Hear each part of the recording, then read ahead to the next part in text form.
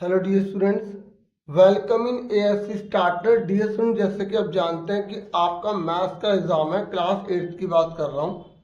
इस वीडियो में मैं आपसे फॉर्मूला डिस्कस कर रहा हूँ। ठीक है, मिड टर्म में जो जो आपके चैप्टर आ रहे हैं और जो जो फॉर्मूले हैं, क्योंकि देखो अगर आप फॉर्मूले अच्छे से आ गए ना तो आप एग्जाम में बहुत अच्छा स्कोर कर पाएंगे। तो उसी बात को ध्यान में रखते हुए मैं ये वीडियो लेकर आया हूँ।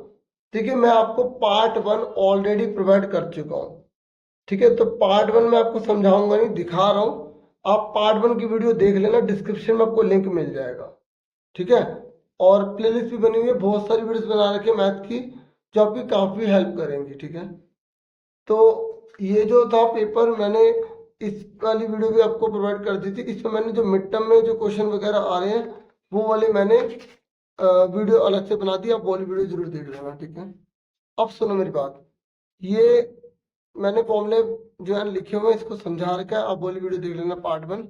अभी केवल आपको ये दिखा देता हूँ। ठीक है, ये सारा है। 2D में कौन कौन आता है? रेक्टेंगल आता है, स्क्वायर आता है। ठीक है, देखो हो सकता है ये आपके ऊपर से जा रहा हो, आपको समझ ना आ रहा हो, तो आप वो वीडियो जब देखेंगे ना आपको और क्लियर हो जाएगा। ठीक है, जैसे पॉलीगन किसे कहा जाता है, तो मैंने आपको अभी बताया कि जो भी लाइन से मिलके बनता है उसे पॉलीगन कहते हैं। ठीक है, जैसे ये क्वाड्रिलेटरल है, इस पॉलीगन का नाम, इस पॉलीगन का नाम पेंटागन है। अब मैंने ना उसमें समझा समझा के बताया था ना, तो इसलिए मैं आपको कह रहा हूँ वाली वीडियो देख लेना। इसमें कितनी डायगोनल होती है, हेक्सागन में कितनी होती है, सर्कल जो है वो पॉलीगन नहीं होता। ठीक है, नॉट पॉलीगन। ठीक है, बाकी ये दिखा रहा हूँ, कोई एक बार देख लो। ठीक है, रेगुलर पॉलीगन में क्या खास बात होती है? रेगुलर पॉलीगन जिसमें सारे साइड और सारे एंगल इक्वल होते हैं। तो जैसे अगर 6 साइड होगी तो इसका नाम क्या होगा? Regular hexagon. और 3D शेप में कौन कौन होते हैं? सिलेंडर, कोन, स्फीयर, हेमिस्फीयर, क्यूब और क्यूबॉइड। ठीक है, और आपको ये पता होना चाहिए कि अभी जब पार्ट सेकंड स्टार्ट होगा ना तो मैं आपको बता दूंगा। पार्ट सेकंड मैंने यहाँ से लिखा हुआ है, पार्ट सेकंड अभी थोड़ा सा ये दिखा रहा हूँ। ठीक है, जिन्होंने वीडियो नहीं देखी ना पहले वाली, उनके लिए थोड़ा बहुत बता रहा हूँ। बाकी बच्चे आगे करना चाहे आगे कर सकते हैं। देखो, एक अगर पॉलीगन है तो उस पॉलीगन के जो बाहर वाले कोण होते हैं ना, जैसे एक ही हो गया, इसको आगे बढ़ा लो, एक ही हो गया और ये हो गया, तो इन सबका टोटल 360 डिग्री होता है। ठीक है, जैसे आप ये बना लो फिगर, इसमें कितनी साइड है? 1 2 3 4 5। तो इसके बाहर के जो एंगल का टोटल होगा ना वो हमेशा 360 होगा। जैसे 4 वाला है तो इसका भी 360 होगा। और अगर आपसे पूछेगा ना, अगर ये रेगुलर है तो हर ये जो बाहर वाला एंगल है, हर एंगल की वैल्यू कितनी होगी? ठीक है, तो 360 को डिवाइड कर देंगे जितनी साइड्स है। जैसे 5 साइड है तो 5 से डिवाइड कर देंगे, 4 है तो 4 से कर देंगे, 3 है तो 3 से कर देंगे। तो हमें पता लग जाएगा हर बाहर एंगल कितने का होगा। जैसे 3 साइड है तो हर बाहर वाला एंगल, 3 साइड को 3 से डिवाइड करेंगे तो 120 120 120 आएगा। और अगर हम 4 से डिवाइड करेंगे और अगर हर साइड बराबर है तो 90 90 डिग्री आ जाएगा। 6 से डिवाइड करेंगे तो 60 60 डिग्री आ जाएगा। इस तरीके से क्वेश्चन एग्जाम में आपसे पूछ सकता है। आपसे ये पूछ सकते हैं नंबर ऑफ साइड कितनी होगी। अगर आपको पता है ना बाहर वाला हर एंगल 45 45 का है तो आपको 360 को 45 से डिवाइड करना है। दोनों में से कोई एक चीज निकालने के लिए आ जाएगी। ठीक है, ये मैंने इंग्लिश में लिखा है, number of sides is equal to 360 upon में measure of each extreme angle. ये चीज दोबारा साफ साफ लिख के दिखाइए कि भाई स्पेलिंग बच्चों को कोई समझ ना आई हो। फिर लीनियर पेयर का यूज हो सकता है, चाहे वो फिगर बहुत घुमाने वाली दे दे। आपको पता होना चाहिए जब एक लाइन बन रही है और उसके ऊपर एक लाइन आ रही है तो उनका टोटल 180 होगा। वर्टिकली अपोजिट एंगल, आमने सामने एंगल बराबर होते हैं। और ये लाइन के ऊपर है, लाइन के ऊपर है, या लाइन के नीचे, लाइन के नीचे, उसे करस्पॉन्डिंग एंगल कहते हैं। अल्टरनेट इंटीरियर एंगल, ये जो जेड बन रहा होता है इस तरीके से। और ये जब एक ही लाइन के अंदर दो एंगल बनते हैं उसका टोटल 180 होता है, इसे इंटीरियर एंगल कहते हैं। ठीक है, ये इंटीरियर एंगल। और इस लाइन को ट्रांसवर्सल कहते हैं। कॉम्प्लीमेंट्री जिसका टोटल 90 होता है, सप्लीमेंट्री जिसका टोटल 180 होता है, रिफ्लेक्स जिसमें से 360 में से उसको घटा देते हैं अगर हमें रिफ्लेक्स एंगल निकालना है तो। ठीक है, और आपसे 5 नंबर में ना या तो पैरेललोग्राम हो गया या रेक्टेंगल हो गया, उसकी प्रॉपर्टी पूछ सकता है। तो आपको पैरेललोग्राम, रेक्टेंगल, स्क्वायर, इन सबकी प्रॉपर्टी को अच्छे से याद कर लेना है अगर आप अच्छा स्कोर करना चाहते हैं तो। ठीक है, मैंने 2 के एग्जाम्पल आपको समझा दिए थे। ठीक है, बाकी स्क्वायर की प्रॉपर्टी सारी सेम लिख सकते हो, बस यहाँ पे अपोजिट की जगह all angles are equal, all sides are equal, diagonal bisect each other, diagonals are equal, क्योंकि स्क्वायर जो है ना वो मैजिक फिगर होती है। ठीक है, बाकी आपको पता होगा मैंने इसके बारे में भी समझाया था। और पाइथागोरस प्रॉपर्टी पे एक क्वेश्चन पक्का आ जाता है, तो 90 डिग्री के सामने वाले को एच बोलते हैं, हाइपोटेनियस बोलते हैं, परपेंडिकुलर और बेस। ठीक है, एच की फुल फॉर्म लिख देते हो हाइपोटेनियस। ठीक है, और पी मतलब होता है परपेंडिकुलर।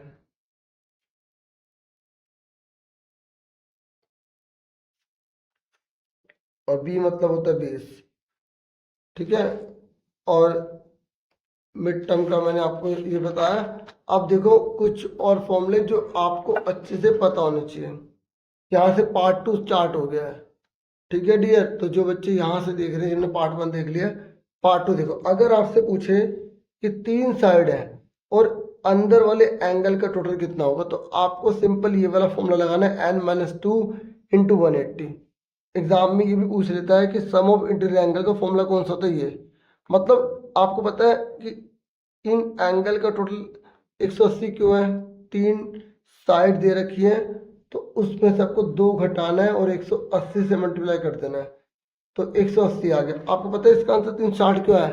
क्या बच्चे कहेंगे सर ये लाइन डालो 2 ट्रायंगल बन रहे 180 180 360, वो भी तरीका सही है, लेकिन आपको सम ऑफ इंटीरियर एंगल का फॉर्मूला पता होना चाहिए। फॉर्मूला ये कहता है कि जितनी साइड है इनके n 2 कम कर दो और हमेशा 180 से मल्टीप्लाई करना है, तो 360 आ गया। अब जैसे ये 5 वाला है, तो 5 में से 2 गए 3, 3 को 180 से मल्टीप्लाई करो 540 आ गया। 6 साइड वाला है, तो 6 में से 2 घटाओ 4 बचे, 4 को 180 से मल्टीप्लाई कर दो 720 आ गया।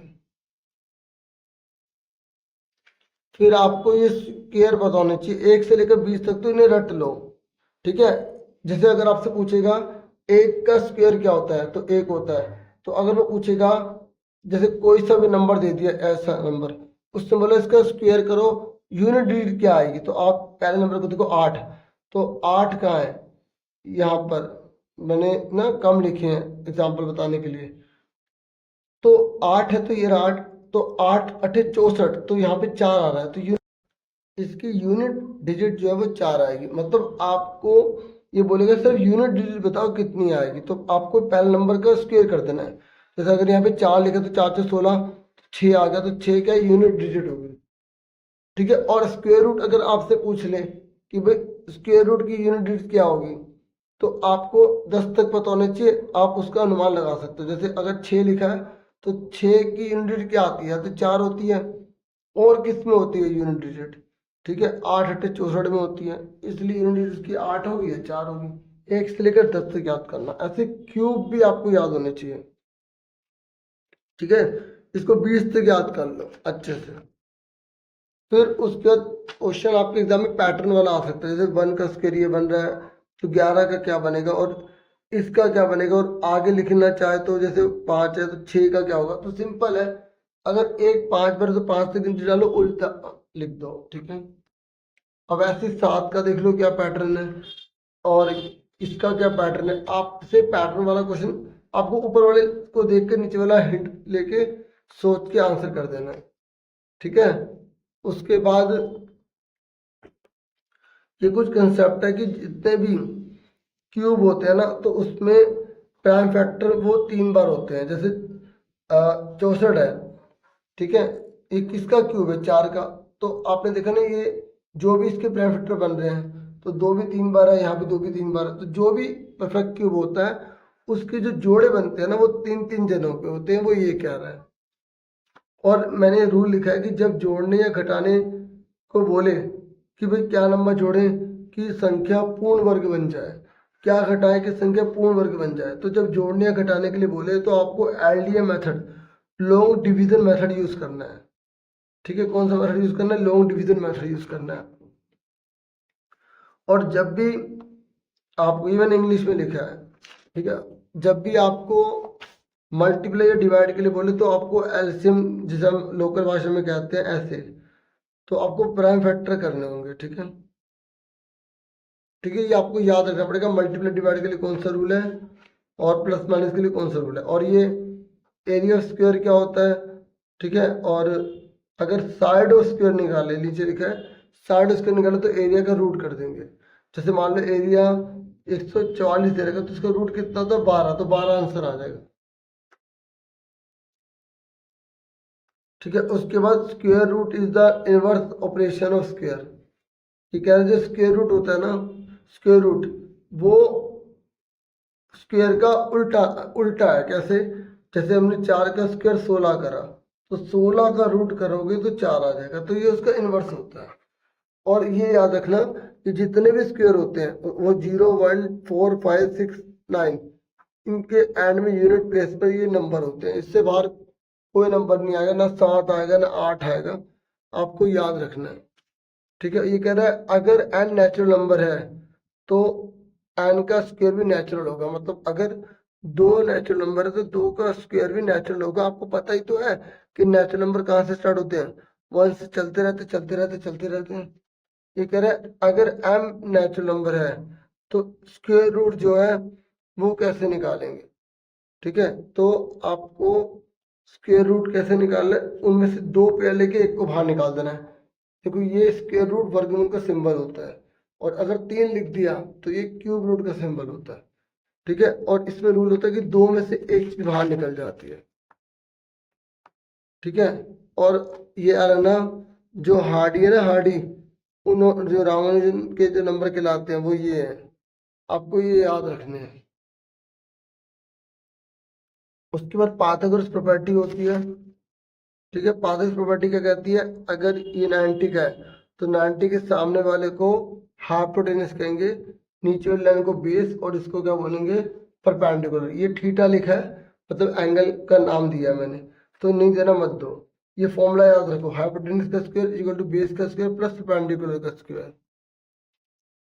ठीक है, उसके बाद ये आपको फॉर्मूला पता होना चाहिए कि 90 के सामने वाले को अलग लिखते हैं, इन दोनों को अलग लिखते हैं। ये ट्रिपलेट के रूप में फॉर्मूला यूज होता है। ठीक है, और ट्रिपलेट के ये फॉर्मूले होते हैं। आपको ना ऑड नंबर इवन नंबर के ट्रिपलेट की प्रैक्टिस कर लेनी है।